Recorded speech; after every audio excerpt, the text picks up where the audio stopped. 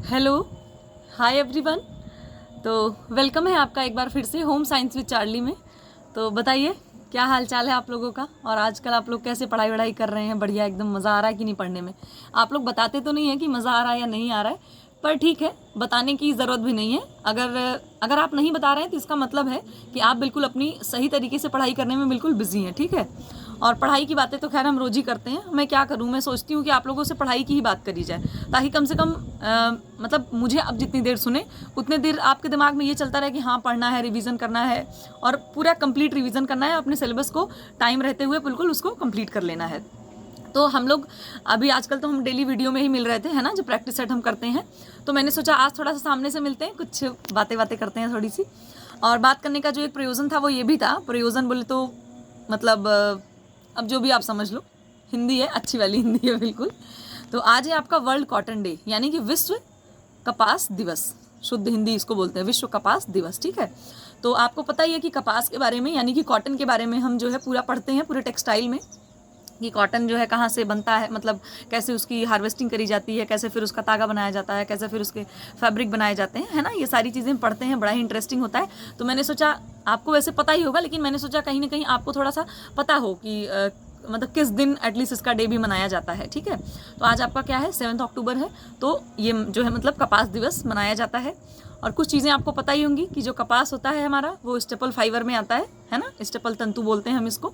और दूसरी चीज़ की इसकी जो खेती करी जाती है वो, उसके लिए काली मिट्टी ज़रूरी होती है, इसीलिए महाराष्ट्र वगैरह में, मतलब महाराष्ट्र साइड इसकी खेती अच्छी मात्रा में, मतलब सही तरीके से करी जाती है। और ऐसे आपको देखिए छोटे छोटे डेज जो हैं मंथ में, वो आपको पता होने चाहिए, क्योंकि मान के चलिए कोई भी अगर आप एग्जाम में बैठ रहे हैं, चाहे वो होम साइंस की बात नहीं हो रही, किसी भी एग्जाम में अगर आप बैठ रहे हैं, अभी जैसे पेट का एग्जाम होने वाला है, तो उसमें भी जैसे एक जीके, ये जीके और जीएस में आ जाती है सब चीज़ें। अभी जैसे आपका देखिए 16 सितंबर को, हाँ 16 सितंबर को आपका ओजोन डे मनाया गया। फिर आपका जो है क्या कहते हैं, ये अभी 16 अक्टूबर को आपका खाद्य दिवस मनाया जाएगा। और 14 नवंबर को आपका children's day plus diabetes day मनाया जाएगा। 17 मई को हाइपरटेंशन डे मनाया जाता है। 24 अप्रैल को अर्थ डे मनाया जाता है। तो बहुत सारे डेज़ हैं।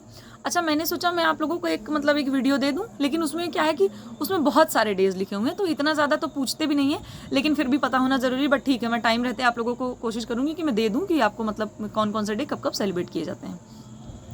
तो ये रही बात। अच्छा, और कुछ बातें ये हैं कि हमसे कई लोग, मतलब कई लोग नहीं, कुछ लोग बोल रहे थे कि नेट के प्रिपरेशन के लिए कुछ एक वीडियो बनाइए। तो वीडियो क्या बनानी है, आपको इतना तो अब तक पता चल ही चुका होगा। देखिए, किसी भी आपको एग्जाम की प्रिपरेशन करनी है अगर, तो सबसे पहले तो आपको क्या करना है, आपको उसका सिलेबस देखना है, ठीक है। आप उसका सिलेबस देखिए और उसका प्रीवियस ईयर पेपर देखिए कि उसके क्वेश्चंस कैसे फ्रेम होते हैं, कैसे क्वेश्चंस आते हैं, ठीक है। तो नेट के लिए सबसे पहले तो आपको अपना सब्जेक्ट का सिलेबस डाउनलोड करना है। आप जिस भी सब्जेक्ट के, होम साइंस के, सोशियोलॉजी के हैं, वट। इसके बाद आपको फर्स्ट पेपर का भी सिलेबस डाउनलोड करना है, और अपने सिलेबस को देखते हुए किताबें लीजिए, है ना।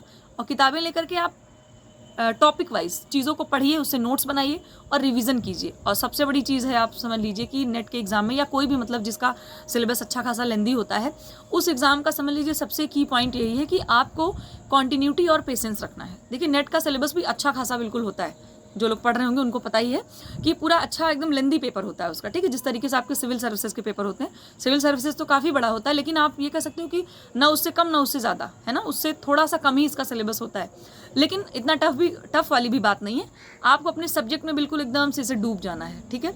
अपने सब्जेक्ट से जो भी एक एक टॉपिक है, सबके पास आपको मिल के आना है। मतलब आपके सिलेबस का जो एक एक टॉपिक है, सबसे जा करके मुलाकात करनी है, सबसे आपको दोस्ती करनी है। इट्स मीन कि सबको पढ़ना है, सबको अच्छे से समझना है, और तब जा करके आपका सिलेबस धीरे धीरे धीरे कंप्लीट होगा। और साथ ही साथ आपको जो प्रीवियस ईयर के पेपर हैं वो आपको ज़रूर से ज़रूर सॉल्व करने हैं, ठीक है। क्योंकि हम पढ़ते जाते हैं तो हमें पता नहीं चलता है कि मतलब हमने क्या पढ़ा, क्या छोड़ दिया। लेकिन जब हम क्वेश्चन सॉल्व करते हैं तो हमें पता चलता है, अच्छा ये टॉपिक तो हमने पढ़ा ही नहीं, या ये टॉपिक तो हमें पता ही नहीं है। तो इस तरीके से चीज़ें आप कर सकते हैं। जब आप करेंगे तो आपको पता चलेगा कि मतलब कितना आपने पढ़ लिया और कितना अभी आपको पढ़ने की ज़रूरत है। तो दो चीज़ें करिए, ठीक है। और ये भी लोग पूछ रहे थे कि किस टॉपिक से ज़्यादा क्वेश्चन आते हैं। तो देखिए, इस चीज़ के पीछे बिल्कुल मत भागिए कि किस टॉपिक से ज़्यादा क्वेश्चन आते हैं, ठीक है। वो देखो मतलब एनटीए है, वो कभी किस पोर्शन से ज़्यादा क्वेश्चन आ जाएंगे, इसके लिए कुछ आप मतलब पहले से भविष्यवाणी नहीं कर सकते हैं, ठीक है। तो आपको बराबर टाइम देना है, आपको उतना ही टाइम न्यूट्रिशन पे देना है, आपका फूड साइंस पे देना है, होम मैनेजमेंट पे देना है, टेक्सटाइल पे देना है, एक्सटेंशन पे देना है। आप सब चीज़ों को पूरा डिटेल वाइज पढ़िए। मैं ये नहीं कह सकती कि किस टॉपिक से ज़्यादा क्वेश्चन आएंगे, ठीक है।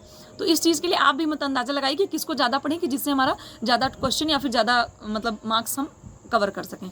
और दूसरी चीज़ है, साथ ही साथ आप फर्स्ट पेपर भी पढ़िए। फर्स्ट पेपर को आराम से पढ़िए। फर्स्ट पेपर का इतना कोई बहुत लेंदी पेपर नहीं है। फर्स्ट पेपर का आराम से आप पिछले 10 साल का पेपर अगर सॉल्व कर लेते हैं तो आपको मान के चलिए 10 to 20% तैयारी आपकी वहीं से हो जाएगी, है ना, और चीज़ें भी आपको अच्छे से क्लियर हो जाएंगी।